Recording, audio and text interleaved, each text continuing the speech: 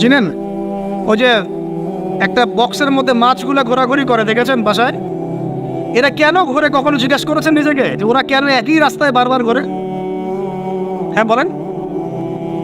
ব্রেইনের ধারণ ক্ষমতা এতটুকুই, ও যে রাস্তা দিয়ে যায় ও ভুলে যায় কোন রাস্তা দিয়ে এসেছে। ওই জন্য প্রতিবার এই রাস্তাকে ওর কাছে নতুন বলে মনে হয়। এত স্বল্প জ্ঞান আল্লাহ পাক ব্রেন তাকে দিয়েছে, কিন্তু তারপরেও সে আল্লাহর অবাধ্যতা করে না, কিন্তু সে আল্লাহর ইবাদত করে। ওই মাছও আল্লাহর ইবাদত করে। এখন আমাদের সমাজে এমন কিছু মানুষ দেখতে পাওয়া যায়, জ্ঞান বুদ্ধি মাশাআল্লাহ এমন বলদের পর্যায়ে, যদি বলি কাশ্মীর মনে হচ্ছে জান্নাত, বলবে যে কাশ্মীরকে জান্নাতের সাথে তুলনা করছে। সুবহানাল্লাহ। যাই হোক, আপনাকে যেটা বলছিলাম, যদি এই বিয়ের ডিসিশন আপনি ঠিক রাখতে পারেন, দুনিয়াতে জান্নাতের একটা ফ্লেভার পাবেন ইনশাআল্লাহ। এই সৌভাগ্য নবী সাল্লাল্লাহু আলাইহি ওয়াসাল্লামের হয়েছিল, কারণ তার ঘরে খাদিজা রাদিয়াল্লাহু আনহার মতো একজন স্ত্রী ছিলেন। সারা দুনিয়া তার বিরুদ্ধে, কিন্তু বাসায় গেলে তিনি প্রশান্তির সাথে থাকেন। এটা নিয়ামত না? আর নূহ আলাইহিস সালাম, সারা দুনিয়ার সাথে লড়তে হয়, বাসায় এসে আবার ওয়াইফের সাথে লড়তে হয়। নূহ আলাইহিস সালামের ওয়াইফ কিন্তু ঈমানদার ছিলেন, বুঝছেন দাদা? তো এই যে দুনিয়াতে পরীক্ষা। এখন দেখুন, আপনাদেরকে বলতে যাচ্ছি যে রমাদান আমাদেরকে তাকওয়া শিখিয়েছে, মানে আল্লাহ পাকের সমস্ত নিষেধ বর্জন করা। একটা হাদিস বলি, আপনি বুঝতে পারবেন। আল মুমিন, মুমিন মুসলিম, আল মুমিন আল মুসলিম মান সালিমাল মুসলিমুনা মিন লিসানিহি ওয়া ইয়াদিহি, যার হাত এবং জবান থেকে অন্য মুসলিম নিরাপদ থাকে। আর আল মুহাজির, মুহাজিরকে মান হাজারা মা নাহাল্লাহু আন, আল্লাহ পাক যা নিষেধ করেছেন এখান থেকে সে দূরে থাকে, আল্লাহ নিষেধ থেকে দূরে থাকে। আল্লাহর নিষেধ থেকে দূরে থাকলে পরে তাকওয়ার ফ্লেভার পাওয়া যায়। স্ত্রী ছিল হালাল, আমি ছেড়ে দিয়েছিলাম। পানি পান করা কি হালাল না হারাম? হালাল, কিন্তু রোজা রেখে ছেড়ে দিয়েছে। খাবার খাওয়া কি হালাল না হারাম? হালাল, রোজা রেখে ছেড়ে দিয়েছে। আল্লাহ পাকের হালালগুলো বর্জন করেছে, হারাম কি করতে পারবো? এই জিনিসটার নাম তাকওয়া। রমজান এই শিক্ষা দিয়ে যায় নাই ভাই? বলেন, রমজান এই তাকওয়ার শিক্ষা দিয়ে যায় নাই? অতএব এই শিক্ষাটাকে সারা বছর ধরে রাখবো ইনশাআল্লাহ। পারা যাবে তো ইনশাআল্লাহ? আল্লাহ আমাকে তৌফিক দেখ, আপনাদের সবাইকে তৌফিক দেখ, যেন সারা বছর যে কাজই করব আল্লাহ সন্তুষ্টির জন্য করব, যে কাজই করব নবীর তরিকায় করব, যেই কাজ আল্লাহর নবী এবং আল্লাহ পছন্দ করেন সেই কাজ বেশি বেশি করব, যেই কাজ আল্লাহ নবী পছন্দ করেন না সেই কাজ করব না। সহজ কথা ইনশাআল্লাহ। আল্লাহ আমাকে তৌফিক দেখ, আপনাদের সবাইকে তৌফিক দান। আর এই কাজটা শুধু নামাজে, রোজায়, হজ জাকাতেই না, বরং আপনার ব্যবসা, আপনার সংস্কৃতি, আপনার পরিবার, আপনার রাজনীতি সবখানেই করতে হবে। এই জায়গায় সমস্যা, এই জায়গায় মানুষ মানতে চায় না। এই জায়গায় বাংলাদেশের মুসলমান এখন দুই ভাগে বিভক্ত হয়ে গেছে। একগুলো হয়েছে মুনাফেক মার্কা, একগুলা মুমিন মার্কা। দুইটা মার্কা এখন স্পষ্ট হয়ে গেছে। মুনাফেক মার্কা কারা? নামাজ, রোজা, হজ জাকাত ইসলাম মানতে চায়, এখানে ইসলাম মানতে আমার কোনো আপত্তি নাই, কিন্তু জীবনের অন্যান্য ক্ষেত্রগুলো যেগুলো পড়ে আছে এখানে ইসলামের কথা বলতে আসেন না, খবরদার। সমস্যা এখানে। তো বিশ্বাস করেন, এদের জন্যই কবরের আযাব অপেক্ষা করছে। কবরের আযাব কেন? এমনি এমনি বলি না এই কথাটা। আব্দুল্লাহ বিন উবাই কি চিনেন নাকি? চিনেন? আব্দুল্লাহ বিন উবাই নাম শুনছেন? সূরা তাওবার অনেক বড় একটা অংশ একে কেন্দ্র করে আয়াত নাযিল হয়েছে। আব্দুল্লাহ বিন উবাই কে ছিল বলেন? মুনাফিকের সর্দার, শুধু মুনাফিকের। এখন বলেন তো, আব্দুল্লাহ বিন উবাই নামাজ পড়তো কিনা? নামাজ পড়তো কিনা? আব্দুল্লাহ বিন উবাই নবীর সাথে উহুদের মাঠেও যাচ্ছিলেন, নবীর সাথে তরোয়াল নিয়ে উহুদের মাঠে যাচ্ছিলেন যুদ্ধ করতে। রাস্তা থেকে ব্যাক করেছে যদিও বা, যাচ্ছিল তো নাকি? আচ্ছা, আব্দুল্লাহ বিন উবাই মসজিদে গিয়ে নামাজ পড়তো না বাসায় নামাজ পড়তো? কোন মসজিদে? যেই মসজিদে যাওয়ার জন্য আমরা দোয়া করি আল্লাহ আমাদেরকে নবমীতে যাওয়ার তৌফিক দাও, তাই না? ওইখানে কে নামাজ পড়তো? সে নবীকে দেখেছে কি দেখে নাই? নবীর পিছনে নামাজ পড়েছে কি পড়ে নাই? এখন বলেন, তাহলে আব্দুল্লাহ বিন উবাই কেন জাহান্নামে যান? কেন তার কবরের সামনে নবীকে দাঁড়াতে আল্লাহ নিষেধ করলেন? কেন বললেন তুমি যদি 70 বার ইস্তেগফার করো মাফ করবো না? কেন বললেন? বলেন। সমস্যা একটাই, সে প্রকাশ্যে ইসলামের কিছু বিধানকে স্বীকার করলেও মন থেকে পরিপূর্ণ ইসলাম কোশ্চিনকালও স্বীকার করে নাই। এরকম লোক যদি আমাদের মধ্যে কেউ থেকে থাকেন, আমার ওয়াজ যদি আপনার কানে চলে যায়, আল্লাহর ওয়াস্তে আজকে তওবা করে পরিপূর্ণ ইসলামে ফিরে আসেন, আল্লাহ পাক তৌফিক দান। আমল করতে পারেন আর না পারেন, কমসে কম স্বীকার করেন যে হ্যাঁ ইসলাম একটা পরিপূর্ণ জীবন বিধান। জাস্ট স্বীকার করেন। আমল না করলে আল্লাহ মাফ করে দেবে ইচ্ছা। আল্লাহ যদি চান আমল না করলেও আল্লাহ তাকে মাফ করতে পারেন, যার আকীদা স্পষ্ট আছে যে ইসলাম একটা পরিপূর্ণ জীবন বিধান। আল্লাহ আমাদেরকে বোঝার তৌফিক দান। আর আমি এটা খুব ভালো করেই জানি যে এই বর্তমান বৈশ্বিক প্রেক্ষাপটে পরিপূর্ণ ইসলাম 100% পালন করা সম্ভব না। যত বড়ই বক্তব্য দেই না কেন, আমি যত বড় বড় কথাই বলি না কেন, না আমার পক্ষে সম্ভব না আপনার পক্ষে সম্ভব। চোখের জেনা বাঁচবেন কিভাবে বলেন? মেয়েদের ফিতনা বাঁচবেন কেমন করে বলেন? বলেন। সুদের ফিতনা কেমন করে বাঁচবেন বলেন? বলেন। সমাজে মারামারি, কাটাকাটি, রাহাজানি, ছিনতাই, হত্যা, ফিতনার তো শেষ নাই। আপনি বাঁচবেন কিভাবে 100%? এখানে সূরা তালাকের একটা আয়াত আমি আপনাকে বলতে চাই, এতে আপনি আশা পাবেন ইনশাআল্লাহ। সেটা কি? আল্লাহ পাক বলেছেন ফাত্তাকুল্লাহা মাসতাতা'তুম। হে মুসলিম মুমিনরা, তোমরা সাধ্যমতো আল্লাহকে ভয় করে চলো। পারা যাবে না ইনশাআল্লাহ? এরপরে বাকিটা আল্লাহকে বলবো, আল্লাহ আমি চেষ্টা করেছি, আমার ভাইরা চেষ্টা করেছে, আল্লাহ আমরা দিনের আমল করেছি, জ্ঞান অর্জন করেছি, দাওয়াতি কাজ করার চেষ্টা করেছি, আল্লাহ এতটুকু পেরেছি, বাকিটা তুমি মাফ করে দাও। আল্লাহ মাফ করবেন ইনশাআল্লাহ। 99টা খুন করার পর যদি আল্লাহ মাফ করতে পারেন, একজন ব্যভিচারিণী মহিলাকে যদি আল্লাহ পাক এক কুকুরকে পানি পান করানোর জন্য মাফ করতে পারে, আমাকে আপনাকে মাফ করতে পারেন না? অবশ্যই পারেন। তবে চেষ্টাটা আল্লাহ পাক দেখবেন। আল্লাহ পাক আমাদেরকে চেষ্টা করার তৌফিক দান করুন। প্রিয় ভাই, 1 নাম্বার রমাদান দিয়ে গেছে কি আমাদেরকে? তাকওয়া। কি দিয়ে গেছে ভাই? ছেড়ে দিব না সারা বছর ধরে রাখবো? তাকওয়া মানে আল্লাহর নিষেধগুলো পা বেঁচে বেঁচে চলা। আল্লাহর নিষেধ যেখানে সেখানে পা দেওয়া যাবে না। আল্লাহ তৌফিক দান করুন। আমিন। রমজানকে চিরসবুজ করে রাখবো ইনশাআল্লাহ, যেটাকে আমরা বলি এভারগ্রিন রমাদান। রমাদান হবে চিরসবুজ ইনশাআল্লাহ। সারা বছরই রমাদানের ফ্লেভার থাকবে ইনশাআল্লাহ। তখনই হবে জীবনটা কিসের মতো? হ্যাঁ, জান্নাতি মানুষের মতো ইনশাআল্লাহ। তখনই হবে জীবনটা জান্নাতি মানুষের মতো। 1 নাম্বার। 2, রমাদান দিয়ে গেছে প্রিয় ভাই আমাদেরকে আল্লাহর জন্য ত্যাগের শিক্ষা। 2 নাম্বার, আল্লাহর জন্য ত্যাগের শিক্ষা মানে রমাদান মাসে আমরা খাবার ছেড়ে দিয়েছি, স্ত্রী সহবাস ছেড়েছি, পানি ছেড়েছি, মিথ্যা কথা বলা ছেড়েছি, মাপে কম দেওয়া ছেড়েছি। কার জন্য ছাড়ছি ভাই এগুলা? মানুষের জন্যে?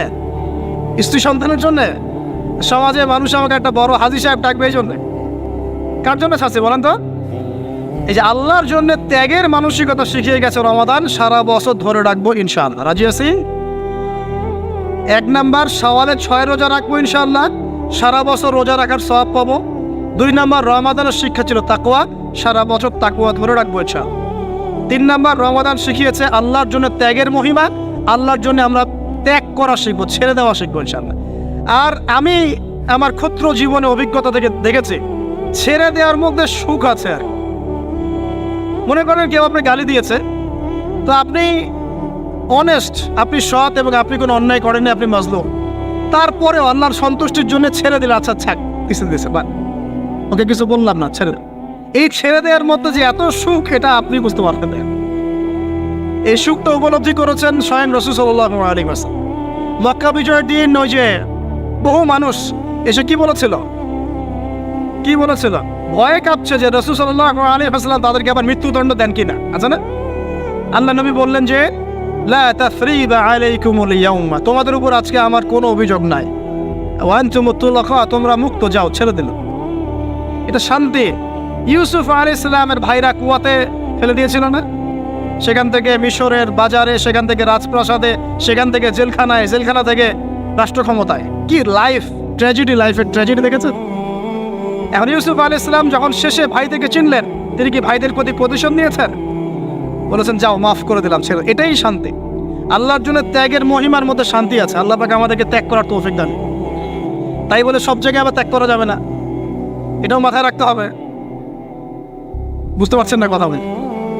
মনে করেন যে আপনার পরিবারে আপনার বোনকে কেউ টিস করেছে, না বুঝতে পারি, ছেড়ে দিব? যা বাবা তুই টিস করেছিস, যা দিলাম, ছেড়ে। দেখো, মনে করেন যে কারো সমাজের মধ্যে কাউকে ধর্ষণ করা হচ্ছে, না বুঝতে পারি না, আর আমরা বলবো যে যাক মানবতা দেখালাম, ছেড়ে দিলাম। ইসলাম তো মানবতা ধর্ম, যাও ছেড়ে দিলাম, বললাম হবে? সব জায়গায় ইসলাম মানবতা শেখায় নাই, কারণ কোনো জায়গায় মানবতা না শেখানোটাই ফরজ। একজন চোরের উপর আপনি কি মানবতা দেখাবেন? একজন ধর্ষকের উপর আপনি কি মানবতা দেখাবেন? যে আরো ধর্ষণ কর বাবা, যা উৎসাহ দিবেন? একজন খুনি, আপনি কি তাকে মানবতা দেখাবেন না ফাঁসি দিবেন? তো এই যে কিছু মানুষ এখন বলে ইসলাম মানে শান্তি, আর শান্তি মানে শান্তির সুবাতাস, বুঝছেন? ওরা ওই যে ইসলাম থেকে বদর, উহুদ, খন্দক, খায়বার সব কাট করে ফেলছেন। এগুলো ইসলামে নাই।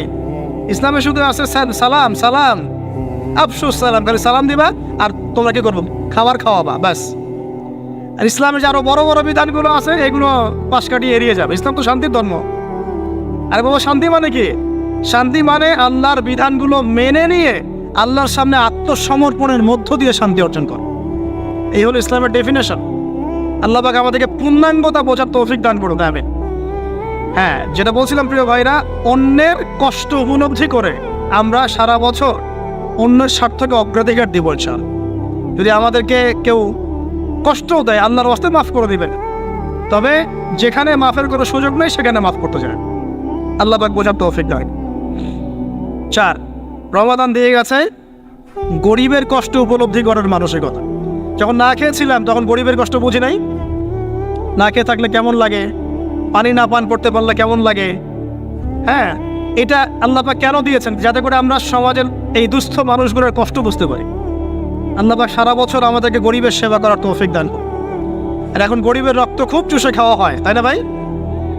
গরিবের রক্ত চোষা একটা সমাজ চলতেছে, আর রক্ত চোষা একটা অর্থনীতি চলতেছে। এই অর্থনীতির জনক বাংলার মাটিতে না, এই অর্থনীতির জনক পশ্চিমের। এটা সারা বিশ্বে ফর্ম করা হয়েছে। এর মধ্য দিয়ে গরিবের রক্তকারী চুষতে থাকবে। কারা চুষবে? পুঁজিবাদীরা। কারা চুষবে? এটা আবার কি? কোনো ওয়াজে তো শুনি নাই পুঁজিবাদ আবার কি জিনিস।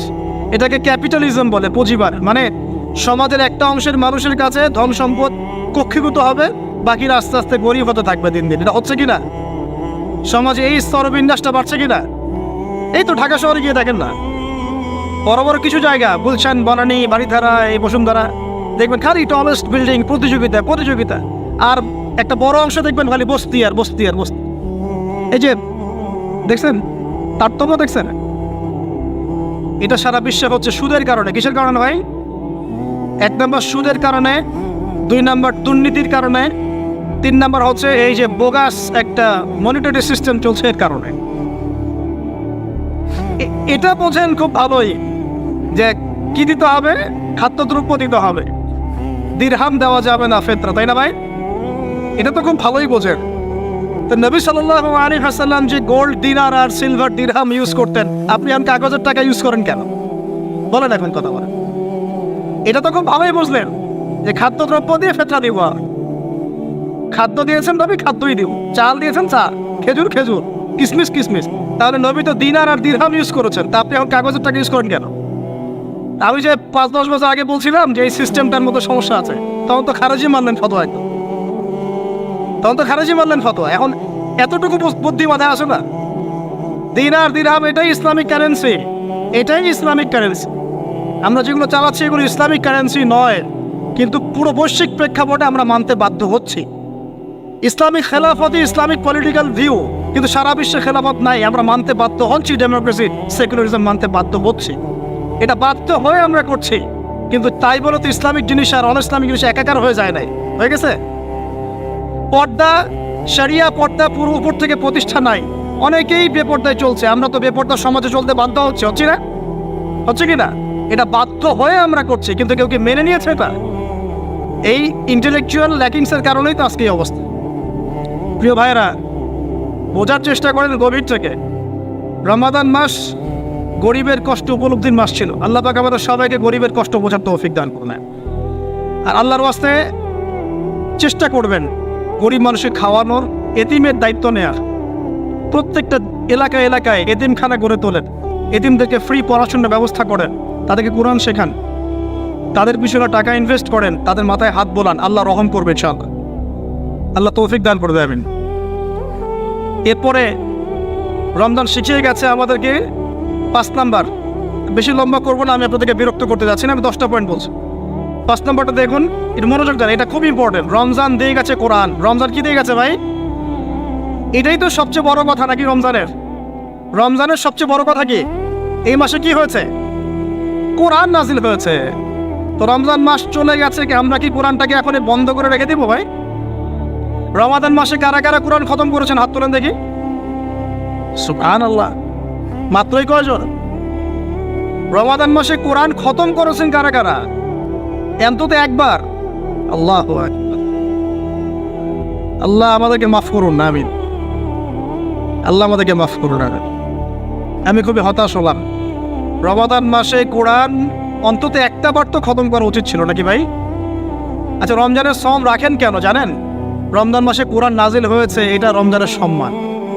আল্লাহ পাক বলেন নাই শাহরুর রমাদান আল্লাযী উনজিলা ফীহিল কোরআন? আল্লাহ পাক বলেন নাই রমজান সেই মাস যেই মাসে কোরআন নাজিল হয়েছে? ইন্না আনজালনাহু ফী লাইলাতিল কদর, কদরের রাতে আমি কোরআন নাজিল করেছি। তাহলে রমাদান মাসে কোরআন পেয়েও যারা কোরআন পড়লো না, বুঝলো না, খতম করলো না, আমি তাদের জন্য আফসোস ছাড়া কিচ্ছু করতে পারছি না। আচ্ছা যাই হোক, যা করেছেন করেছেন, তওবা করা যাবে তো ইনশাআল্লাহ? আমার সাথে বলেন আস্তাগফিরুল্লাহ আল্লাযী লা ইলাহা ইল্লা হুয়াল হাইয়ুল কাইয়্যুম ওয়া আতুবু ইলাইহি। আল্লাহ আমাদের সবাইকে কোরআন তেলাওয়াত করার তৌফিক দান করুন, সবাইকে কোরআন তেলাওয়াত শেখার তৌফিক দান করুন। আর ভাই, যোগ্যতা অর্জন করে তো দিনের কাজ করতে হবে, আগে তো কোরআন তেলাওয়াত করা শিখতে হবে নাকি? আল্লাহ পাক সবাইকে কোরআন তেলাওয়াত শেখার তৌফিক দান করুন, কোরআনের তাফসীরগুলো পড়ার তৌফিক দান করুন। আল্লাহ পাক প্রতি মাসে কমপক্ষে একবার করে কোরআন খতম করার তৌফিক দান। আল্লাহর রসুল রমজান মাসে কোরআন এক খতম করতেন। জিবরাইল আলাইহিস সালাম আসতেন, তিনি পড়তেন, তিনি শুনতেন, তিনি পড়তেন, তিনি শুনতেন। এভাবে তারা প্রতি রমাদানে কোরআন খতম করতেন কি না? তার মানে মাসে কোরআন খতম করা রাসূলের সুন্নাত না? আমরা কি এই সুন্নাতটা জীবিত করতে পারবো না ইনশাআল্লাহ? প্রত্যেক দিনে এক পারা করে পড়লেই হয়ে যায়। এক পারা মানে 20 পৃষ্ঠা। এই হাফেজি কোরআনের 20 পৃষ্ঠা, সময় লাগবে সর্বোচ্চ 1 ঘন্টা থেকে 1.5 ঘন্টা, সর্বোচ্চ 1 ঘন্টা থেকে 1.5 ঘন্টা। যারা হাফেজ তাদের সময় লাগে আধা ঘন্টাও না, আধা ঘন্টা। পারবো না ভাই ইনশাআল্লাহ? আল্লাহ পাক এই রমজান মাসের এই কোরআনকে সারা বছর আঁকড়ে ধরার তৌফিক দান করুন। এই কোরআন নাজিল হওয়ার পরেই আইয়ামে জাহিলিয়াত পরিবর্তন হয়েছিল। আবু জাহেলের শাসন পরিবর্তিত হয়ে মুহাম্মাদের শাসন হয়েছে। অতএব কোরআন থেকে বিমুখ জাতি কখনো দিন কায়েম করতে পারবে না। আল্লাহ পাক বোঝার তৌফিক দান করুন, আমিন। আমাদের যুবক ভাইরা একটু ওয়াদা করতে পারি তো ইনশাআল্লাহ সবাই কোরআন তেলাওয়াত করা শিখবো, প্রত্যেক মাসে এক খতম দেবো ইনশাআল্লাহ, কোরআনের অর্থ পড়বো ইনশাআল্লাহ। না অর্থ পড়ার দরকার নাই, খালি প্রত্যেক হরফে 10 লাখই কামাই করবো, অর্থ পড়ার কোনো দরকার নাই ভাই? আচ্ছা যাক, কিছু মানুষ আবার রাগ করে অর্থ পড়তে বললে, কারণ স্বার্থ আছে। যদি আপনারা কোরআনের অর্থ পড়া শুরু করেন এবং হাদিসের চর্চা করা শুরু করেন, দিনই পড়াশোনা করা শুরু করেন, তখন তো অনেক ধর্ম ব্যবসা বন্ধ হয়ে যাবে আর কি। কথা বুঝতে পারছেন না মনে হয়? আপনারা যদি শিক্ষিত হওয়া শুরু করেন, কোরআনের A to Z অর্থ পড়া শেষ করেন, হাদিসগুলো পড়া শুরু করেন, ওলামায়ে কেরামের সাথে পরামর্শ করে বইপত্র পড়া শুরু করেন, হ্যাঁ, বিভিন্ন ইসলামিক কোর্সগুলো করতে থাকেন, আস্তে আস্তে আপনার যোগ্যতা বাড়বে। তখন তো আপনি কি করবেন না, ধর্মের নামে বিভ্রান্ত হতে চাইবেন না।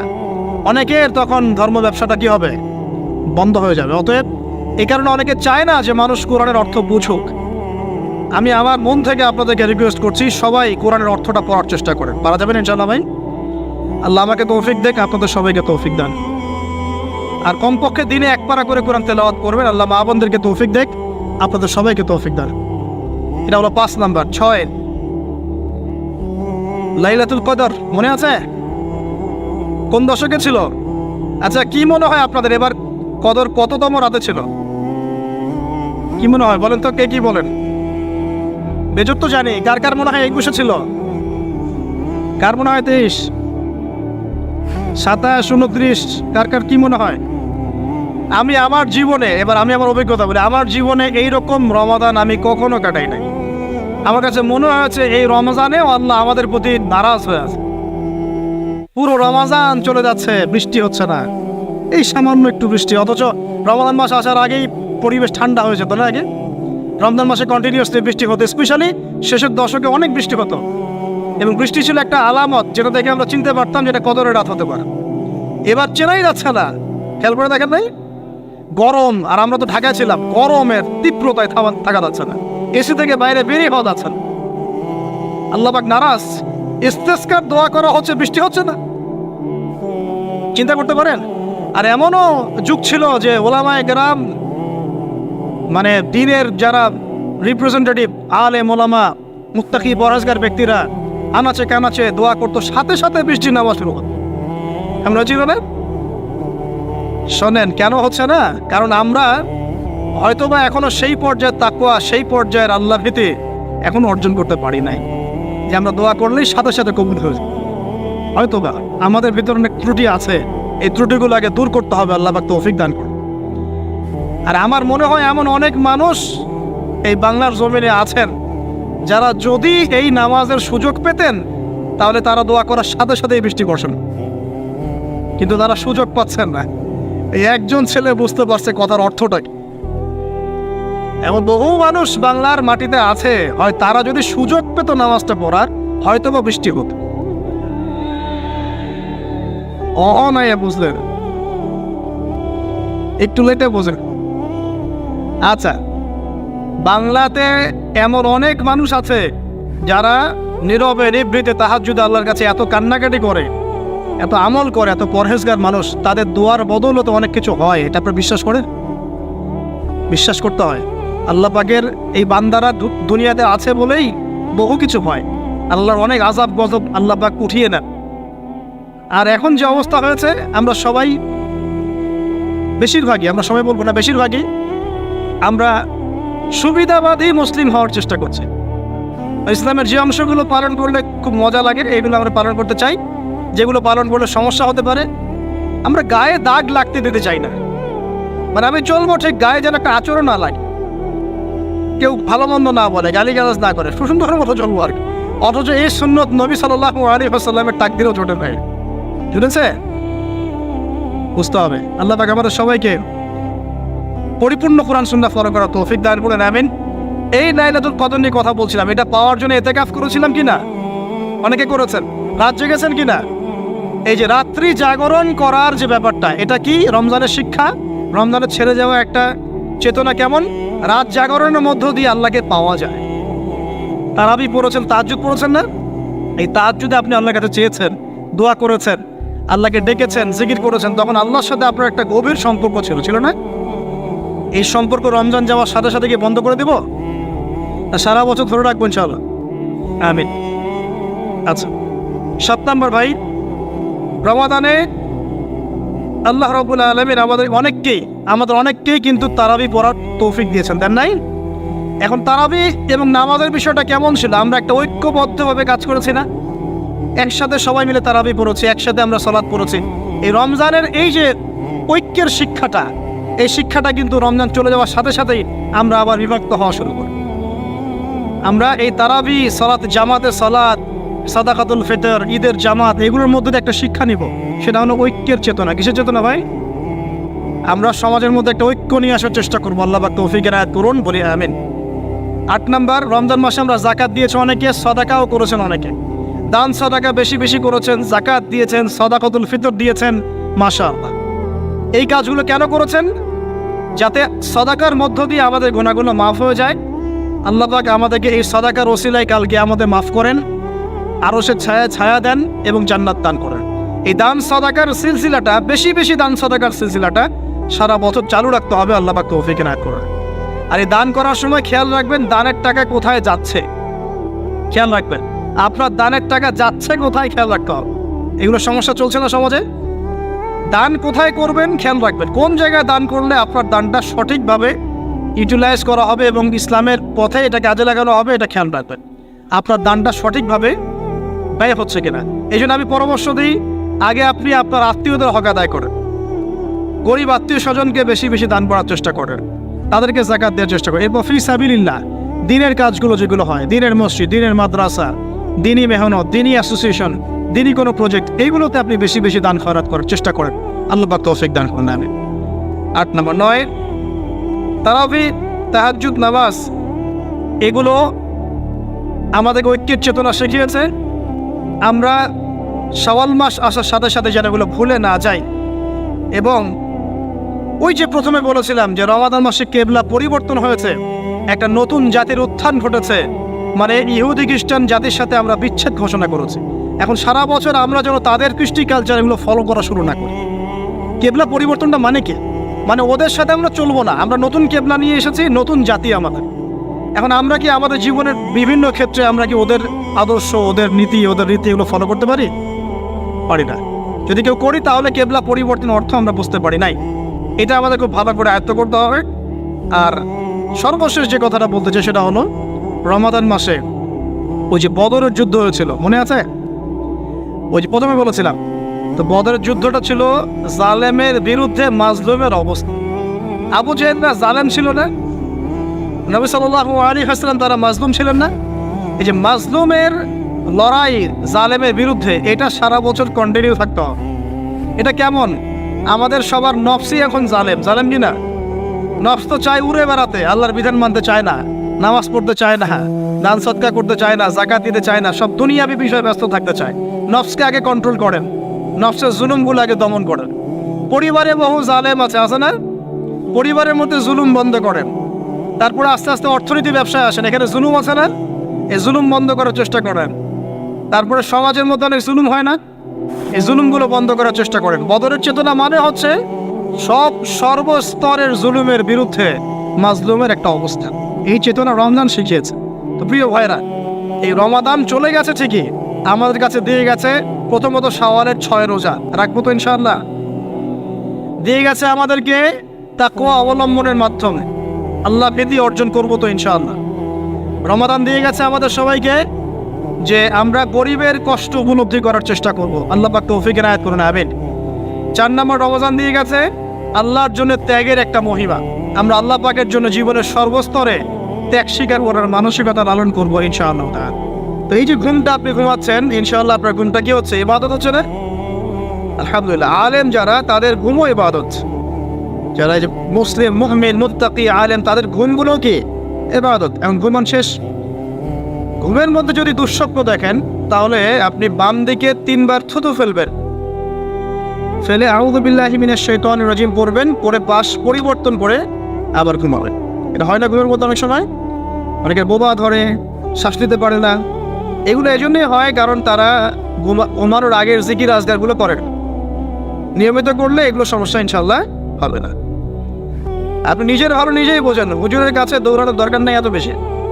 নিজের বাচ্চাকে এত দৌড়ানো, এই কবিরাজ ওই কবিরাজ, ওইখানে তাবিজ, এত তো দরকার নাই। তো নিজের আমল নিজে করেন, দেখবেন আপনি আল্লাহ পাকের পক্ষ থেকে নিরাপত্তার মধ্যে আসবেন ইনশাআল্লাহ। আল্লাহ তৌফিক দান করুন, আমিন। এরপরে ঘুম থেকে উঠলেন, চেষ্টা করবো আমরা ঘুম থেকে ওঠার কয়টার সময়? 5টায় যদি ফজরের নামাজ হয় বা 4:30টায় যদি ফজরের নামাজ হয়, মিনিমাম 4টায় উঠতে হবে। কয়টায়?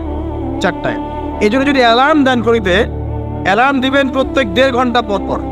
মনে করেন যে আপনি 1.5 ঘন্টা ঘুমাতে যাচ্ছেন, তাহলে 1.5 ঘন্টা পরে অ্যালার্ম সেট করবেন, অথবা 3 ঘন্টা পর, অথবা 4.5 ঘন্টা, অথবা 6 ঘন্টা। মানে 1.5 ঘন্টার গণিতক দিয়ে আপনি অ্যালার্ম সেট করবেন, দেখবেন উঠতে পারবেন খুবই ইজিলি। এতে 1.5 ঘন্টায় আপনার ঘুমের সার্কেলটা পূর্ণ হয়।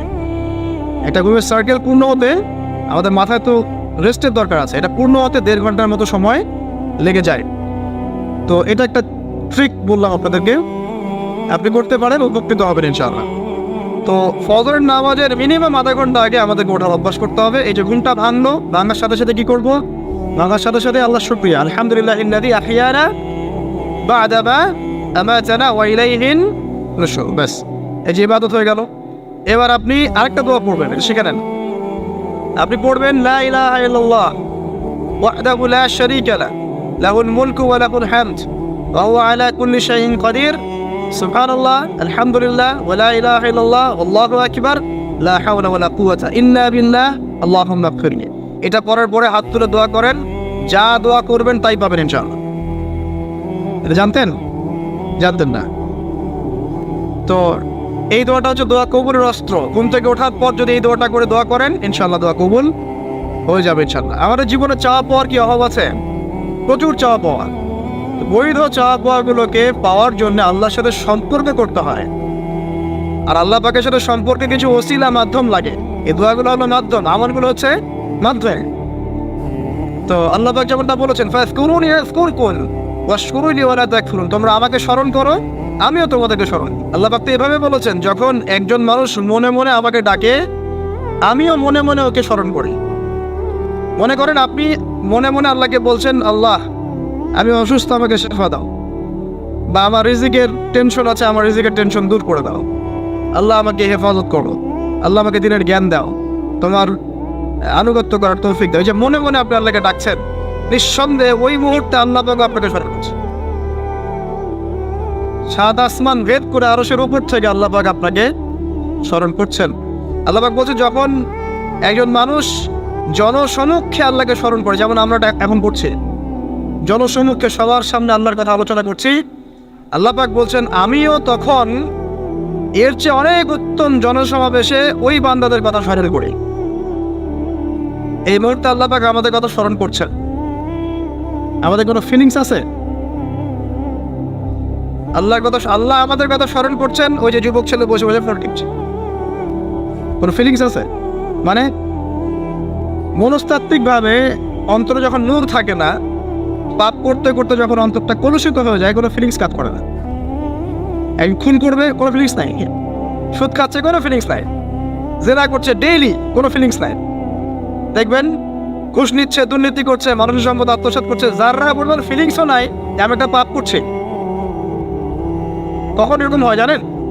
যখন এক কথায় যখন মানুষ পাপ করতে করতে করতে করতে, এই যে কলব বলে একটা কথা আছে, এই কলবের উপরে কালো কুৎসিত একটা মরিচা পড়ে যায়, তখন আর ফিলিংস কাজ করে না। তো ফিলিংস কাজ করানোর বুদ্ধি কি?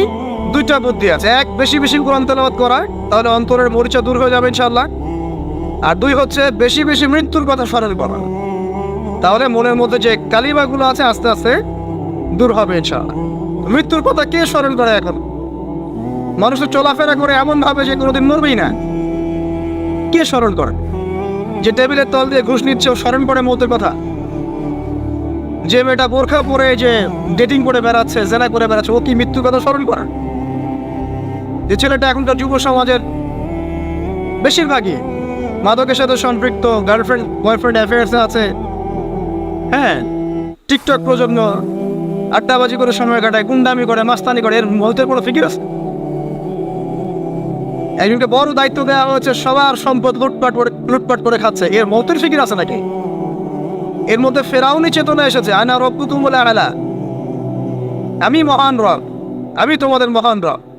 ওদের মধ্যে ওই চেতনা কাজ করছে যে সূরা মুমিনুনে যেটা বলা আছে যে আমরা এখানেই জন্ম নেই, এখানেই মারা যায়, আমরা পুনরুত্থিত হব না। ইন হিয়া ইল্লা হায়াতুনা দুনিয়া নামুতু ওয়া নাহইয়া ওয়া মা নাহনু বিমাবউসিন। আমরা এই দুনিয়াতেই বাঁচি, দুনিয়াতেই মরি, আমাদের কোনো পুনরুত্থানের কিছু নাই। এদের চেতনায় মরেন। কে ফিকির করে মত? অথচ আপনি দেখছেন যে প্রতিনিয়তই কোনো কারণ ছাড়াই মানুষ নাই, কোনো কারণ লাগে না। এখন তো কারণ ব্যাখ্যা করতে আমরা পছন্দ করি, এই কারণে ওইটা হয়েছে, ওই কারণে এটা হয়েছে। এটাকে বলে কার্যকারণ তত্ত্ব। দর্শনের ভাষায় কি বলে? কার্যকারণ তত্ত্ব। এটা আপনারা ফিলোসফি পড়লে বুঝবেন। আর প্রত্যেকটা কাজের পিছনে একটা কারণ থাকে, আমরা কারণটা সার্চ করি বেশি। এখন কারণ ছাড়াই মানুষ ডেড। এই যাচ্ছে, উপরে একটা সুন্দর করে বড় একটা পাথর ঝুলছে, সব পাস হয়ে যাচ্ছে ওখান থেকে। মানে রাস্তায় কাজ চলছে, উপরে আবার একটা ঝুলছেও, আর মানুষ আবার অন্যস্তে যাতায়াত করছে। তো যারা রাখছে ওদের ইন্টেলেকচুয়াল অবস্থা চিন্তা করেন, আর যারা আমরা তল দিয়ে যাচ্ছি তারও অবস্থা চিন্তা করেন। বুদ্ধিভিত্তিকভাবে আমরা কোন জায়গায় চিন্তা করেন? মানে মানুষ বিজি রোড দিয়ে যাচ্ছে, ওখানেই কাজ হচ্ছে, আবার যেখানে কাজ হচ্ছে দেখছি সেখানে আমরাও আবার তল দিয়ে যাচ্ছি। সবাই পাস হয়ে গেল, যাদের তাকদিরে লেখা ছিল মওত একদম মুহূর্তের মধ্যে শেষ। কি কারণ ব্যাখ্যা করবেন? কোনো সায়েন্স দিয়ে ব্যাখ্যা করতে পারবেন? পারবেন না। ওই ময়মনসিংহে ওই যে মহিলারা যাচ্ছে, ট্রাক মেরে দিয়ে চলে গেল, মহিলার পেট থেকে বাচ্চা ফেটে পেট ফেটে বাচ্চা বের হয়ে গেল, বাচ্চা জীবিত, মা ডেড। সায়েন্স দিয়ে ব্যাখ্যা করতে পারবেন? এটাই তাকদির। একেই বলে তাকদির, যেটাকে সায়েন্স দিয়ে ব্যাখ্যা করা যায় না, বিজ্ঞান দিয়ে ব্যাখ্যা করা যায় না। এরকম ঘটনা কত ঘটছে অহরহ। দুজন বসে আছে, হাজব্যান্ড ওয়াইফ, হাজব্যান্ডের যাওয়ার কথা, হাজব্যান্ড ওয়াইফের গাড়িতে বসছে, আর ওয়াইফ হাজব্যান্ডের গাড়ি ড্রাইভ করছে। আর এই হাজব্যান্ডের দুশ্মন যে ছিল, সে টার্গেট করেছিল যে ওই লোকটাকে গুলি করে মারবে রাস্তায়। যেহেতু ওয়াইফ হাজব্যান্ডের গাড়ি ড্রাইভ করছে, রাস্তায় ওয়াইফ ডেড, হাজব্যান্ড জীবিত। তাকদির। তো তাকদিরকে কি আপনি এই ভাগ্যটা কি আপনি সায়েন্স দিয়ে ব্যাখ্যা করতে পারবেন? সম্ভব?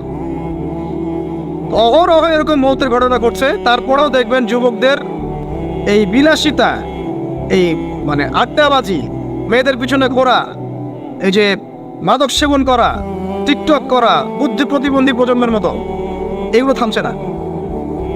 কোনো শিক্ষাই তারা নিতে যাচ্ছে না।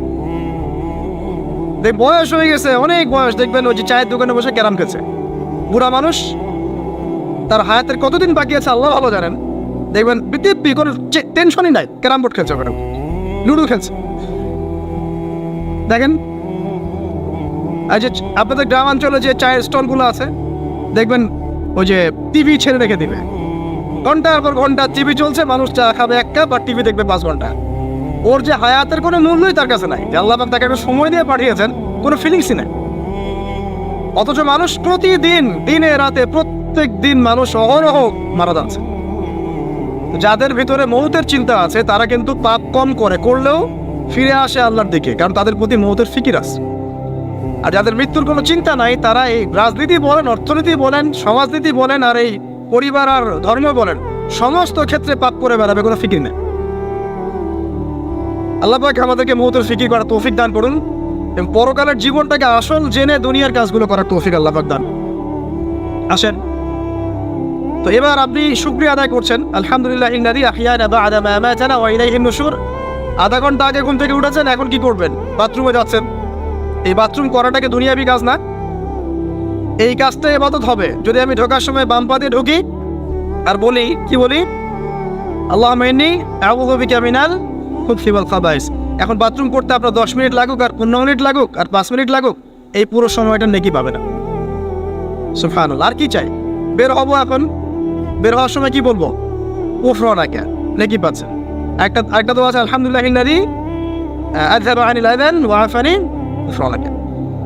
এবার আপনি ওযু করবেন। ওযুটা ধীর স্থির ভাবে করবেন, তাড়াহুড়া করবেন না। ওযুর প্রত্যেকটা অঙ্গ প্রত্যঙ্গ 3 বার করে ধোয়ার চেষ্টা করবেন। শুধু মাথা মাসে হবে কয়বার? 1। ওযু করার পরে আপনি হাত তুলে আল্লাহর কাছে দোয়া করুন। ওই সময়টা কখন? রাত 4টা থেকে 4:30 বাজে, তাই না? তার মানে আল্লাহ রাব্বুল আলামিন এখন প্রথম আসমানে আছেন। কিভাবে আল্লাহ পাক আছেন সেটা আল্লাহর উপর ছেড়ে দেন, আমাদের এটা নিয়ে ব্যাখ্যা করার দরকার নাই, চিন্তাও করার দরকার নেই। আল্লাহ পাক বলেছেন আমি নেমে আসি, বাস নেমে আসি। এত বেশি বুদ্ধিজীবী হওয়ার দরকার নাই। খুব বেশি বুদ্ধিজীবী হয়ে গেলে আমার মানুষ খেয়ে হারিয়ে ফেলে, অত দরকার নাই। শুনেছি, মেরেছি, ব্যাস যথেষ্ট। আল্লাহ পাক নেমে আসেন, কি বলেন? আল্লাহ বলেন যে কেউ কি আছো আমার কাছে কিছু চাইবে, আমি দিব। কেউ কি আছো যে আমাকে ডাকবে, আমি তোমার ডাকে সাড়া দেব। কেউ কি আছো আমার কাছে কোনো কিছু দোয়া করবে, হ্যাঁ হাজত আছে, আমি পূরণ করে দেব। এভাবে আল্লাহ পাক ফজর পর্যন্ত বলতেই থাকেন। বলেন তো আমাদের কোনো ফিকির আছে? আমরা সবাই ঘুমাই কয়টা? 1টায়, না 2টায়, না 3টায় ম্যাক্সিমাম এখনকার। আমি যে বিষয়টা নিয়ে কথা বলছি এটা খুবই কঠিন। 9টা থেকে 10টার মধ্যে বা 11টার মধ্যে ঘুমাতে হবে, এটা খুবই কঠিন বিষয় এখনকার জেনারেশনের কাছে। এর জন্য প্রথম যে কাজটা সেটা হলো রাত্রেবেলা স্মার্টফোন আর চালানো যাবে। এসব নামাজ শেষ, ফোন একদম ডয়ারে লক করে রাখতে, কিচ্ছু করার নাই। এটা না করতে পারলে আপনি ঘুমাতে পারবেনই না। এবং এরপর দিনে আসছি, তখন বলছি দিনে কিছু কাজ আছে। দিনের কাজগুলো যদি আমরা ঠিকঠাক মতো করি তাহলে রাতে তাড়াতাড়ি ঘুম আসবে ইনশাআল্লাহ। যদি না করি তাহলে ঘুম আসবে না। তো শেষ রাতে আল্লাহ পাক আসমানে নেমে আসেন, প্রথম আসমানে, এবং এই আহ্বান করতে থাকেন। তাই ওই সময় ওযু করার পরেই আপনি হাত তুলে আল্লাহর কাছে দোয়া করা শুরু করেন। আপনার যত চাওয়া পাওয়া আছে আল্লাহর কাছে ঢেলে দেন, ইনশাআল্লাহ আল্লাহ রাব্বুল আলামিন আপনাকে খালি হাতে ফেরাবেন না ইনশাআল্লাহ।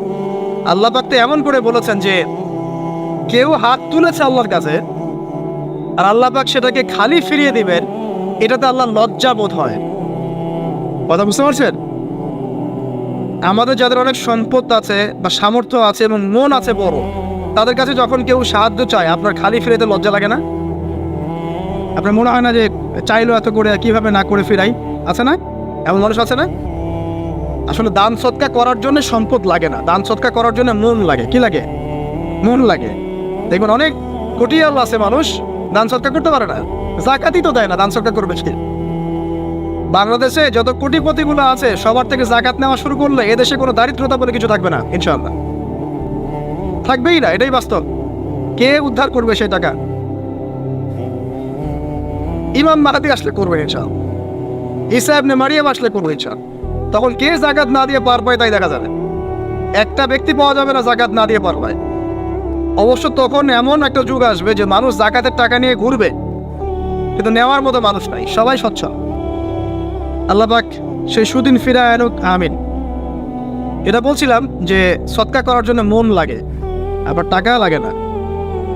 এখন আসেন, কেউ যদি আমাদের কাছে এভাবে চায়, আমরা খালি ফিরাতে লজ্জাবোধ করি। আল্লাহ পাক বলছেন যে আমার কাছে যখন বান্দা কিছু চায়, তার হাতটাকে আমি খালি ফিরাই দেবো, এটাতে আমি লজ্জাবোধ করি।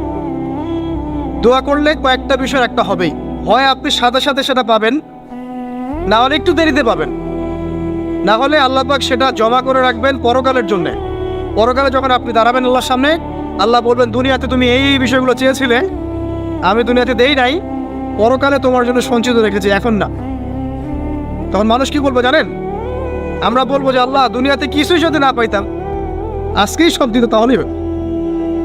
তো বেশি বেশি দোয়া করার অভ্যাস তৈরি করেন, বেশি বেশি দোয়া করেন। দোয়াই ইবাদত, আর দোয়া বলে ইবাদত, দোয়াই ইবাদত। দোয়া করতে থাকেন, ইনশাআল্লাহ দেখবেন আল্লাহর সাথে আপনার সম্পর্ক গাঢ় হবে। যার সাথে আল্লাহর সম্পর্ক যত বেশি গাঢ় হবে, ইনশাআল্লাহ সে তত বেশি পরকালের বাসিন্দা হবে, দুনিয়ার বাসিন্দা কম হবে।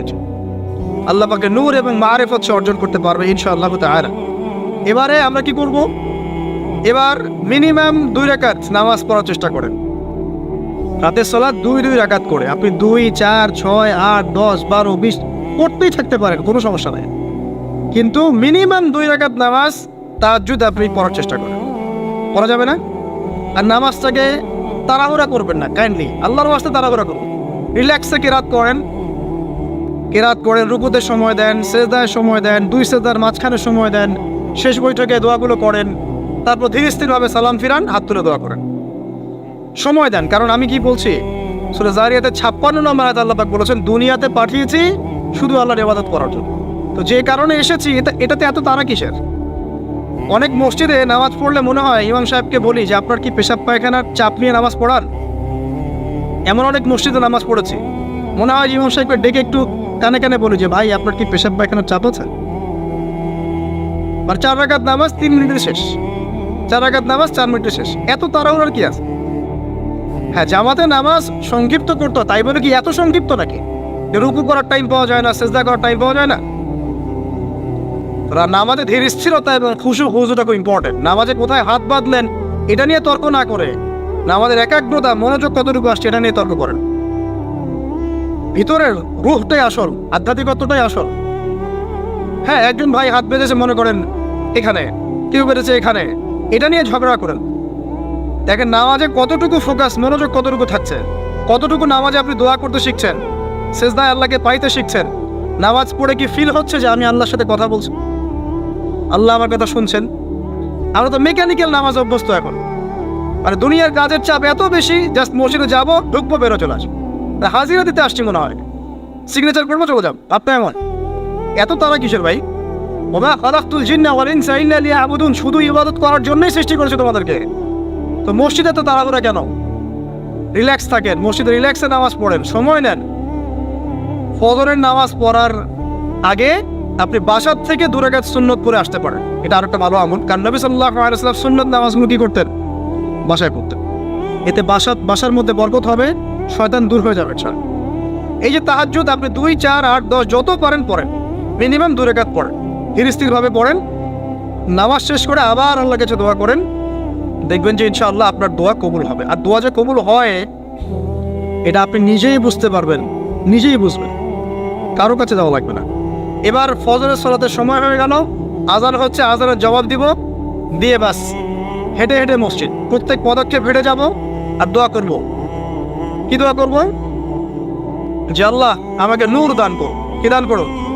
আল্লাহুম্মা ইজআল ফি কলবি নূরা ওয়া ফি লিসানি নূরা ওয়া ফি সামঈ নূরা ওয়া ফি বাসরি নূরা ওয়া আন ইয়ামিনি নূরান ওয়া আন শিমালি নূরান ওয়া মিন ফাওকি নূরা ওয়া মিন তাহতি নূরা আল্লাহুম্মা ইজআল ফি নাফসি নূরা। মানে এর অর্থ হচ্ছে আল্লাহ আপনি আমার ডানে বামে সামনে পিছনে শরীরে আত্মায় দেহে সবখানে আল্লাহ আপনার নূর দান করুন। নূর কেন? কারণ দুনিয়ার মধ্যে অনেক অন্ধকার, অন্ধকার না, সব জাহিলিয়াতের অন্ধকার। এখানে পথ চলতে হলে নূর লাগবে, আলো লাগবে। এটা কে দিবে? আল্লাহ দিবে। কবর বড় অন্ধকার, ওখানে থাকতে হলে ভালোভাবে কি লাগবে? আলো লাগবে। হাসরের মাঠ অন্ধকার, ওখানে ভালোভাবে থাকতে হলে কি লাগবে? আলো লাগবে। এই জন্য নামাজে যাওয়ার সময়, অন্ধকার সময় এই দোয়াগুলো করতে হয়। আর তার আগে একটা কথা বলতে ভুলে গেছি, বাসা থেকে যে বের হচ্ছেন তখন কি পড়বেন? কি পড়বেন? বিসমিল্লাহি তাওয়াক্কালতু আলাল্লাহ ওয়ালা হাওলা ওয়ালা কুওয়াতা ইল্লা বিল্লাহ। এটা পড়ে বের হলে শয়তান দূরে চলে যাবে, ফেরেশতা আপনার কাছে চলে আসবে। এবার নামাজে আসলাম, জামাতের সাথে নামাজ পড়বেন, ফজরের নামাজ, এবং ফজরের সালাতের কেরাতটা লম্বা করার চেষ্টা করুন। এটা সুন্নাত, ফজরের সালাতের কেরাত লম্বা করার সুন্নাত। এবং নামাজ শেষ হওয়ার সাথে সাথেই উঠেও চলে যাবেন না, নামাজ শেষ এবার আপনি ওখানে বসে থাকবেন, বসে বসে জিকির আজকারগুলো করবেন।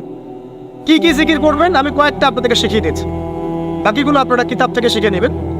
সালাম ফেরানো শেষ, প্রথমে একবার আল্লাহু আকবার, তারপর 3 বার আস্তাগফিরুল্লাহ আস্তাগফিরুল্লাহ আস্তাগফিরুল্লাহ। এরপরে পড়বেন আল্লাহুম্মা আনতাস সালাম ওয়া মিনকাস সালাম তাবারাকতা ইয়া যাল জালালি ওয়াল ইকরাম পড়বেন। তারপর আল্লাহুম্মা আইন্নি আলা যিকরিক ওয়া শুকরিকা ওয়া হুসনি ইবাদাতিক। এরপরে পড়তে পারেন আয়াতুল কুরসি, যেটা একটু আগে বলেছি, তাসবিহাত সুবহানাল্লাহ আলহামদুলিল্লাহ আল্লাহু আকবার 33 পরে কালিমা শাহাদা, অথবা 10-10-10ও পড়ার দলিল আছে। এরপরে পড়বেন সুবহানাল্লাহি ওয়া বিহামদিহি আদাদা খালকিহি ওয়া রিদা নাফসিহি ওয়া জিনাতা আরশিহি ওয়া মিদাদা কালিমাতিহি 3 বার, এটা 3 বার। তারপর 3 কুল 3 বার করে, সূরা ইখলাস 3 বার, ফালাক 3 বার, নাস 3 বার, সূরা হাশরের শেষ 3 আয়াত একবার। এরপরে পড়বেন সাইয়্যিদুল ইস্তিগফার, মানে সমস্ত ইস্তিগফারের শ্রেষ্ঠ ইস্তিগফার। এটা কোনটা? আল্লাহুম্মা আনতা রাব্বি লা ইলাহা ইল্লা আনতা খালাকতানি আনা আবদুক ওয়া আনা আলা আহদিক ওয়া ওয়াদিক মাস্তাতা'তু আউযু বিকা মিন শাররি মা সানা'ত আবুউ লাকা বিনি'মাতিকা আলাইয়া ওয়া আবুউ বিযামবি ফাগফিরলি ফাইন্নাহু লা ইয়াগফিরু যুনুবা ইল্লা আনতা। এটা যে পড়বে সকালে পড়ে যদি রাতের মধ্যে মারা যায় জান্নাত ইনশাআল্লাহ, আবার সন্ধ্যায় পড়ে যদি সকালের আগে মারা যায় জান্নাত ইনশাআল্লাহ। এত বড় অস্ত্র, এত বড় একটা সুযোগ। এরপরে পড়বেন আমার পছন্দের কয়েকটা, আউযু বিকালিমাতিল্লাহি তাম্মাতি মিন শাররি মা খালাক 3 বার।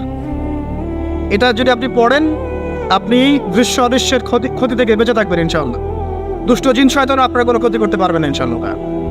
আর একটা খুবই শক্তিশালী দোয়া আছে, সেটা হলো বিসমিল্লাহিল্লাযী লা ইয়াদুররু মা ইসমিহি শাইউন ফিল আরদ ওয়ালা ফিস সামা ওয়া হুয়াস সামিউল আলিম 3 বার করে। এইটা যে পড়বে, এই যে জিন বলেন, ভূত বলেন, যে পেতনি বলেন, যেগুলো আমরা ভয় পাই, ঠিক আছে, চোখ লাগা বলেন, বদনজর বলেন, যা যা আছে, হিংসুকের হিংসা, কোনো কিছুই আপনার কোনো ক্ষতি করবে না। এবং ইনশাআল্লাহ আপনি হঠাৎ মৃত্যুবরণ থেকে বেঁচে থাকবেন ইনশাআল্লাহ। হঠাৎ মৃত্যুবরণ, এটা কিন্তু সবার জন্য নিয়ামত না, এটা সবার জন্য নিয়ামত না। তারপরে আসেন, এরপর পড়বেন 10 বার লা ইলাহা ইল্লাল্লাহ ওয়াহদাহু লা শারীকা লাহু লাহুল মুলক ওয়া লাহুল হামদ ওয়া হুয়া আলা কুল্লি শাইইন কাদির। এটা 10 বার পড়লেও হবে। আর যদি 100 বার পড়তে পারেন তাহলে আপনার চেয়ে বেশি নেকি কেউই অর্জন করতে পারবে না। যদি 100 বার এই দোয়াটা কেউ পড়ে সারা দিনে, লা ইলাহা ইল্লাল্লাহ ওয়াহদাহু লা শারীকা লাহু লাহুল মুলক ওয়া লাহুল হামদ ওয়া হুয়া আলা কুল্লি শাইইন কাদির, ওই দিন শয়তান তার কাছে আসবে না। 100 গুনাহ আমলনামা থেকে কেটে দেওয়া হবে, 100 নেকি লিখে দেওয়া হবে, এবং আল্লাহর কাছে দিন শেষে একটা তালিকা পেশ করা হয়, আজকের দিনে কে কি আমল করেছে, এই তালিকায় তার নাম দেখবেন সবার আগে আছে। ওই ব্যক্তির নামও থাকতে পারে যে 100 বারের চেয়ে বেশি পড়েছে, তখন তার নাম আগে চলে যাবে, এর নামটা পরে চলে আসবে। কথা বুঝতে পারছেন? মিনিমাম 100 বার পড়তে পারলে খুব ভালো হয়। যদি না পড়েন কমপক্ষে কয়বার? 10 বার। আসেন, এরপরে পড়বেন 10 বার দরুদ শরীফ, আল্লাহুম্মা সাল্লি আলা মুহাম্মাদ ওয়া আলা আলি মুহাম্মাদ, যেটা আছে দরুদ ইব্রাহিম, এটা পড়তে পারেন, অথবা ছোট করে পড়তে পারেন আল্লাহুম্মা সাল্লি ওয়া সাল্লিম আলা নবিয়িনা মুহাম্মদ, এটা পড়লেও হবে, অথবা আল্লাহুম্মা সাল্লি আলা মুহাম্মাদ ওয়া সাল্লিম, এতটুকু পড়লেও ইনশাআল্লাহ আকাদায় হয়ে যাবে। 10 বার যে ব্যক্তি দরুদ পড়ে সকালে সন্ধ্যায়, নবী সাল্লাল্লাহু আলাইহি ওয়াসাল্লাম তার জন্য পরকালে সুপারিশ করবেন ইনশাআল্লাহ।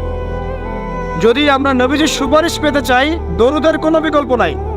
বেশি বেশি দরুদ পড়তে থাকেন, তার সুন্নাহ অনুসরণ করেন, বেশি বেশি দরুদ পড়তে থাকেন, মিনিমাম সকালে 10 বার, সন্ধ্যায় 10 বার, ইনশাআল্লাহ আল্লাহ নবী সুপারিশ করবেন ইনশাআল্লাহ তাআলা।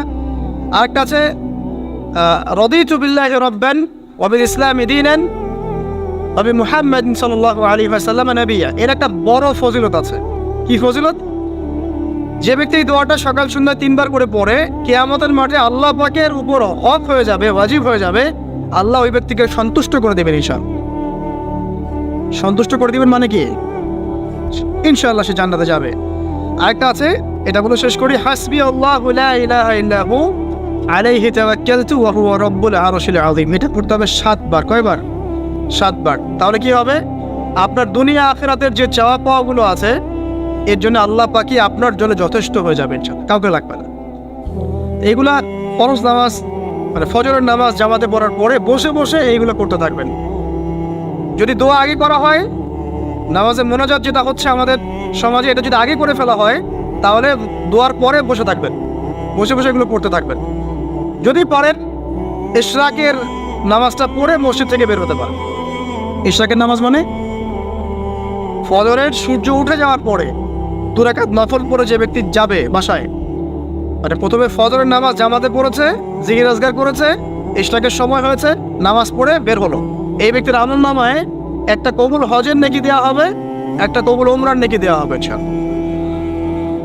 এগুলো খুবই সহজে আমল করা যায়। এরপরে আপনি বাসায় ফিরে গিয়ে বা মসজিদেই কোরআন তেলাওয়াত করবেন।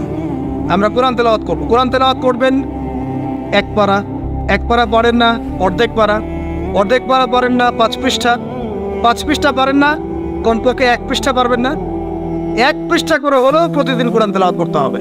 পারবেন না ইনশাআল্লাহ? প্রত্যেক হরফে 10 নেকি পাবেন। কোরআন আপনার পক্ষে সুপারিশ করবে ইনশাআল্লাহ, এবং এই কোরআন আপনাকে ছায়া দিবে, সূরা বাকারা আলে ইমরানের মতো ছায়া দিবে কিয়ামতের মাঠে। এবং এটা নবী সাল্লাল্লাহু আলাইহি ওয়াসাল্লাম যেটা বলেছেন, কোরআন হুজ্জাতুল লাকা ওয়া আলাইক, এটা তোমার পক্ষে সাক্ষী দিবে অথবা বিপক্ষে সাক্ষী দিবে। তো কোরআন তেলাওয়াত করবেন। এরপরে আমরা কি করি? আমরা হয়তো যে যার মতো চলে যাই, কেউ স্কুলে চলে যান, নাস্তা করেন। আচ্ছা, নাস্তার আগে একটা কথা বলি। সকালে নাস্তা করবেন এমনভাবে যে, এখনকার ডক্টররাও বলেন এই কথাটা, সকালবেলা একটু বেশি খেতে হয়, সকালবেলা একটু বেশি হেভি ফুড নিতে হয়, দুপুরে তার চেয়ে একটু কম, রাতে আরও কম। আর আমাদের তো উল্টা, কিন্তু সকালে অল্প একটু, দুপুরে একদম বিশাল, রাতের বেলা আরও বিশাল, নাকি? তো নিয়মটা হচ্ছে এই যে সকালে খেতে হয় বেশি, সারাদিন আপনাকে কাজ করতে হবে, সকালে আপনাকে বেশি হাইজেনিক ভালো ফুড খেতে হবে, দুপুরে তার চেয়ে একটু কম, আর রাতে তার চেয়ে কম। এভাবে খেতে পারলে প্রফিটিক খাওয়া হবে ইনশাল্লাহ। আর খাবার আমাদের সুন্নাহ মতো খাওয়ার দরকার নেই, নবী সাল্লাল্লাহু আলাইহি ওয়াসাল্লামের সুন্নাহ মতো খায়েন। আমাদের সুন্নাহটা কেমন? আমরা 7 পেট খাই। কয় পেট? 7 পেট। যদি পেটের মধ্যে কিছু জায়গা ফাঁকা থাকে সেটাও কিছু মিষ্টি দিয়ে ঢুকায় 7 পেটে ভর্তি করতে হবে। এটা আর কি চ্যালেঞ্জ, পেটটা ভর্তি করতে হবে। আর নবী সাল্লাল্লাহু আলাইহি ওয়াসাল্লাম খেতেন এভাবে যে পেটটাকে 3 ভাগ করতেন, 1 ভাগ খাবার খেতেন, 1 ভাগ তিনি পানীয় পান করতেন, আর 1 ভাগটা ফাঁকা রাখতেন। আপনি এভাবে খাওয়া শুরু করেন, দেখবেন আপনি ফিজিক্যালি ফিট ফিল করছেন এবং আপনি ক্লান্ত হচ্ছেন কম, অলসতা কম আসছে কাজে, আপনি এনথুজিয়াজম পাবেন ইনশাআল্লাহ তাআলা। তো খাবারের ব্যাপারটা সতর্ক থাকে। আর এই যুগে খাবারের মধ্যে প্রচুর ভেজাল আছে, চেষ্টা করতে হবে ম্যানুফ্যাকচার্ড খাবারগুলো বাদ দিয়ে হোমমেড যে ফুডগুলো আছে, হোমমেড ফুড মানে বাসায় যেগুলো আমরা তৈরি করি, ফ্রেশ হাইজেনিক ফুডগুলো খাওয়ার চেষ্টা করতে হবে। স্পেশালি বাচ্চাদের ব্যাপারে সতর্ক থাকতে হবে। বাচ্চা থেকে তরুণদেরকে এমন কোনো খাবার খাওয়া যাবে না যে খাবারটা খেলে আপনি অসুস্থ হয়ে যান, আপনার স্ট্যামিনা কমে যায়, আপনি ফিজিক্যালি দুর্বল হয়ে পড়েন। এটা খুব খেয়াল রাখবেন। খাবার এই যে আপনারা যে গ্রাম অঞ্চলে থাকেন, আপনারা সৌভাগ্যবান একদিক থেকে যে আপনারা ফ্রেশ খাবার উৎপন্ন করে খেতে পারেন। শেষ জামানায় খাবারের মধ্যে খুব ভেজাল আসবে, এটা বিভিন্ন হাদিস দিয়ে মেলানো যায়, আমি ওদিকে যাচ্ছি না। কনক্লুশন বললাম, শেষ জামানায় খাবারে প্রচুর ভেজাল আসবে। ওই ভেজালগুলো থেকে দূরে থাকতে হলে আমাদেরকে হাইজেনিক ফুডের দিকে ফোকাস করতে হবে এবং প্রোডাক্ট খাবার উৎপন্ন করে খেতে পারলে খুব বেশি ভালো হয়, না পারলে রুট লেভেল থেকে খাবার নিয়ে আসতে হবে। আর অ্যাটলিস্ট ম্যানুফ্যাকচার যে খাবারগুলো বাজারে ঘোরাফেরা করে এগুলো অ্যাভয়েড করতে হবে। আল্লাহ পাক বোঝার তৌফিক দান করুন। আমি আর লম্বা করছি না, শেষ করে দিচ্ছি ইনশাআল্লাহ। লেখাপড়া এবং ওয়ার্কের বিষয়গুলো বলছিলাম যে আমরা যারা লেখাপড়া করব, প্রফিটিক লাইফস্টাইল করতে হলে এবং প্রোডাক্টিভ মুসলিম হতে হলে লেখাপড়াটা করতে হবে আল্লাহ সন্তুষ্টির জন্যে। চাকরি বাকরি ব্যবসা বাণিজ্য যাই করে, কৃষিকাজ, সব কিছুর উদ্দেশ্য হবে কি? আল্লাহ সন্তুষ্টি অর্জন করে এবং ওই ক্ষেত্রে সৎ থাকা, কাউকে না ঠকানো, মাপে কম না দেওয়া, দুর্নীতি না করা, ঘুষ না নেওয়া। তাহলে আপনার জীবনের প্রত্যেকটা কাজই কি হবে? ইবাদত হিসেবে গণ্য হবে ইনশাআল্লাহ তাআলা। শেষ করার আগে আমরা জোহরের ওয়াক্তে চলে আসছি। আপনি আপনার জব সেকশনে কাজ করছেন, নামাজের ওয়াক্ত হলো, নামাজ পড়ে নেবেন। আচ্ছা, নামাজের আগে আপনি 4 রাকাত সুন্নত পড়বেন, শেষে 2 রাকাত। চেষ্টা করবেন দিনে 12 রাকাত সুন্নত পড়ার জন্য। ফজরের আগে 2, জোহরের আগে 4, পরে 2, 6 আর 2 8, মাগরিবের পরে 2, এশার পরে 2। এই যে মোট 12 রাকাত সুন্নাত যে ব্যক্তি নিয়মিত পড়বে, জান্নাতে আল্লাহ পাক তার জন্য একটা ঘর নির্মাণ করবেন ইনশাআল্লাহ তাআলা। প্রতিদিন একটা ঘর, প্রতিদিন একটা করে ঘর আপনি পেতে পারেন মাত্র 12 রাকাত নফল বা সুন্নাত আদায় করার মধ্য দিয়ে। জোহরের ওয়াক্ত চলে আসলো, আমরা যেখানে থাকি, স্কুলে বা কলেজে, ইউনিভার্সিটিতে বা চাকরির ক্ষেত্রে, নামাজটা পড়ে নেব ইনশাআল্লাহ। এরপর আবার কাজে যান, কাজ করেন, লাঞ্চ করেন, খাওয়া দাওয়া করেন। আবার খাওয়ার সুন্নাত বলে যান না, 7 পেট না, 1 পেট খাওয়ার, 1 পেট পানি, 1 পেট ফাঁকা, এবং হাইজেনিক ফুড, ম্যানুফ্যাকচার্ড না। তারপরে যান, রেস্ট করেন, গাইলুল আছে তাকে বলে, 1 থেকে 1.5 ঘন্টা রেস্ট করেন, ঘুমান। তারপরে আপনি বিকেল সময়টা আবার আসরের নামাজ পড়েন, আপনার কর্মক্ষেত্রে কাজগুলো সারেন। সন্ধ্যায় আপনি আবার বাসায় ফিরে আসবেন। এই সন্ধ্যায় বাসায় ফিরে আসবেন, ফিরে আসার পরে মাগরিবের সালাত পড়লেন জামাতে। পড়ার পরে বিকেল টাইমটা, মাগরিবের আগে বিকেল টাইমটা আপনি ঘুরতে যান, পরিবারকে সময় দেন, বাচ্চাদেরকে সময় দেন, একটু দিনী ভাইদের সাথে বসেন। ওই সময় যদি কোনো হালাকা অ্যারেঞ্জ করা যায়, মসজিদ ভিত্তিক তালিমে বসেন, 2টা হাদিস পড়েন, কোরআন একটু দার্স নেন, বা অনলাইনে কোনো লেকচার শুনেন বা বই পড়েন, কিছু একটা করেন। আর পরিবারকে সময় দেন। পরিবারকে সময় দেওয়ার পর মাগরিবের ওয়াক্ত হয়ে যাওয়ার পরে, মাগরিবের নামাজ শেষ, ফজরের পর আপনি যে আমলগুলো করেছেন মাগরিবের পর, সেই আমলগুলো আবার করতে হবে, সেম কাজ। এভাবে করতে করতে দেখবেন 1 ঘন্টা চলে গেল। বাসায় গিয়ে আপনি পরিবারকে সময় দেন, আপনার অফিসের কাজ, হোমওয়ার্ক, স্কুলের কাজ, ইউনিভার্সিটির কাজ, এগুলো শেষ করেন। শেষ করার পরে আপনি রাতের খাবার খেয়ে নেন, খেয়ে নিয়ে আবার চলে আসেন মসজিদে, এশার নামাজ পড়েন, পড়ে বাসায় গিয়ে জাস্ট ঘুমেন, আর দেখা দেখি নাই। তখন আপনি আবার দেখবেন ফজর ওই 4টা 3টে উঠতে পারবেন, তাহাজ্জুদ পড়তে পারবেন, ফজর পড়তে পারবেন, আবার আপনার দিনটা লম্বা হবে ইনশাআল্লাহ। এভাবে 1 দিন 2 দিন না, সপ্তাহে 7 দিন, মাসে 30 দিন, বছরে 365 দিন যখন এই প্রজন্ম কাটাতে পারবে, আমরা কাটাতে পারবো, তখন আমাদের মুখে মানাবে দিন ইসলাম প্রতিষ্ঠার কথা। তার আগে আমাদের মুখে এসব কথা মানায় না। এখন আমাদের মুখে এসব কথা এখন মানাচ্ছে না, কারণ আমরা তো আমলই করছি না, আমাদের ঈমান আকীদা ঠিক নাই, আমাদের প্রফেটিক লাইফস্টাইলই তো নাই, নবী সাল্লাল্লাহু আলাইহি ওয়াসাল্লামের মতো লাইফস্টাইলই তো নাই আমাদের। তাহলে আমাদের দ্বারা কেমন করে দিনের পতাকা আল্লাহর জমিনে প্রতিষ্ঠিত হবে বলেন তো দেখি। এভাবে যখন একটা উম্মাহ গড়ে উঠবে, খুবই ডিফিকাল্ট, এটা কিন্তু অনেক বড় চ্যালেঞ্জ। এটাই সবচেয়ে বিগ টাস্ক, যে এই আমরা যারা আছি, আমাদের ইয়াং তরুণ প্রজন্ম, আমাদের মা বোন, বাচ্চা কাচ্চা এবং আমাদের বৃদ্ধ, সবাই মিলে যখন এইভাবে মুভ করবে, তখন দেখবেন একটা জাতি সকাল থেকেই সজাগ, সকাল থেকেই জাতি সজাগ। যেমন একটা চমৎকার একটা আইন করা হয়েছে না, রাত 8টায় সব বন্ধ, খুবই ভালো কথা। কেউ অ্যাপ্রিসিয়েট করুক না করুক, আমি শুরুতেই বলেছি আলহামদুলিল্লাহ, খুব ভালো। অ্যাটলিস্ট এখন 10টায় ঘুমাতে পারবো, তারপরেও দেখবেন 3টার আগে ঘুমাচ্ছে না। কিন্তু আপনি মদিনায় গিয়ে দেখবেন ফজরের পর থেকেই সব কিছু লাইভ, স্কুল, কলেজ, দোকানপাট, অফিস সব ওপেন। কারণ আমাদের উম্মত, এই উম্মতের জন্য ফজরের পরের সময়টাতেই বরকত রাখা হয়েছে। যে সময়টা আমরা পাই না, আমাদের সকাল হয় 11টায়, আমাদের সকাল হয় 10টায়, কর্মক্ষেত্র শুরু হয় 10টায়। এই জন্য সকাল ওই যে 5টা থেকে 10টায় এই বরকতটা আমরা পাই না।